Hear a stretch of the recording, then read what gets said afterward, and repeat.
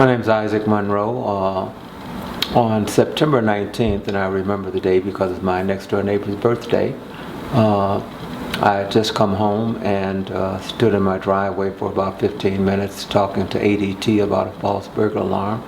Then went into my neighbor's back door to wish her a happy birthday, and soon after getting in her back door, heard the gunshots, and myself and her guest all kind of hit the floor. And when we got up, once the shooting stopped, looked out the window and there were two bodies laying in my yard. So I immediately ran out the back door and found one of the young men who was laying face down, appeared not to be breathing. Another young man was laying a few feet away, trying to stand up, but had obviously been shot in the leg.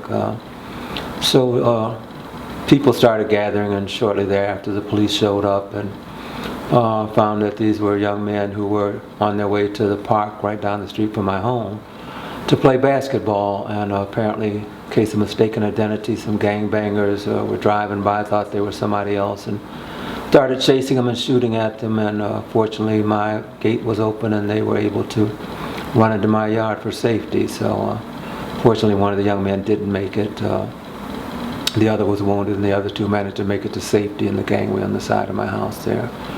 So pretty traumatic event. I learned a lot that night about community, about police work. His body laid there from 7:30 when he got shot until 1:00 a.m. And I still can't quite get over the sound of his mother standing outside of the evidence tape wailing for about 5 hours and not being able to get inside to see her son. And I understand why, but it's still pretty traumatic to see her mother crying over her son.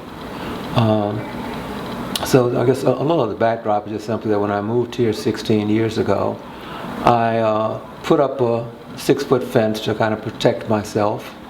The neighborhood was quite different then, so I was trying to protect myself and my property. And this incident showed me that you can't, well, a wrought iron fence, first of all, doesn't stop bullets. You know, so the entire side of my house was sprayed with bullets. I had bullet holes in my garage and my window, all on the side of my building, and both of my vehicles inside of the garage. And so I learned that wrought iron fences don't stop bullets, and more importantly, I think I've learned since then the importance of community and how fences may be kind of averse to really having a sense of community. So I haven't shut my gate since that night. I'm not sure if I ever will.